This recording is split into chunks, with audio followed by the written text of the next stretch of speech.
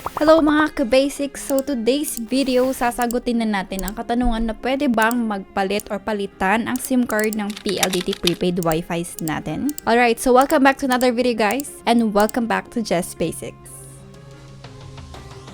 Alright, so this 2020 lang guys, sinabi na ng Smart PLDT na pwede na pong palitan ang SIM card ng mga prepaid Wi-Fi nila, especially kung nag-expire na or nawala natin yung SIM card and the like.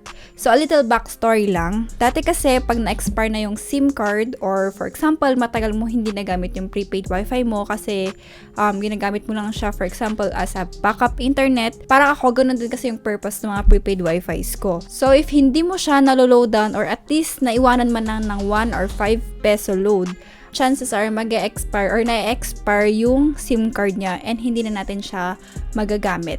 And then before, hindi natin pwedeng mapalitan yung SIM ng ganong SIM din. So ang ginagawa natin or ang ginawa ko was to replace the SIM card ng Smart SIM card, which is the regular SIM card lang, or maybe some of you trinay ang Rocket SIM sa mga PLDT Prepaid Wi-Fi natin. But the regular SIM guys, yun yung na-try ko and gumana siya, pero hindi siya ganun kasing lakas ng dating SIM card. Good thing na ngayon ay pwede na po natin palitan ng mga SIM card ng mga prepaid Wi-Fi natin. Legit na siya.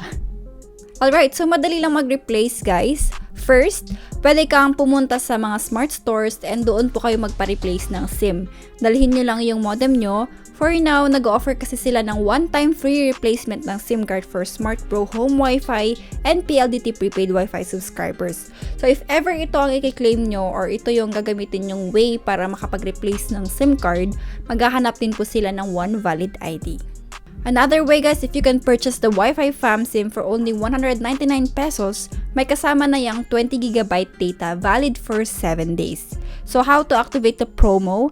Activated na yan guys, no need to register, then just track your data via the dashboard ng prepaid Wi-Fi or sa Giga Life app nyo.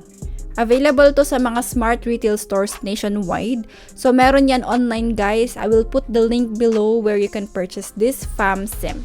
Meron din po silang preloaded na Fam SIM 999 unlimited data on all sites for 30 days na yan guys.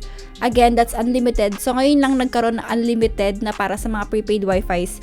Before kasi, ang ginagamit natin was the magic data.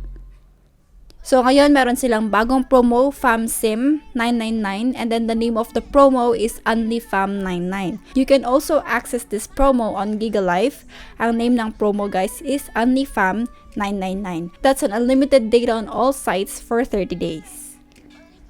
Again guys, if ever you want to purchase this product, Fam SIM, you can check the link on the description box. That's safe and free to click.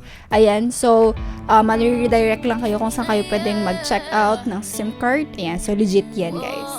Alright, so that's it for today's video guys. Thank you so much for watching. Again, don't forget to subscribe to the channel. Hit that like button as a bonus for me. And see you in my next video.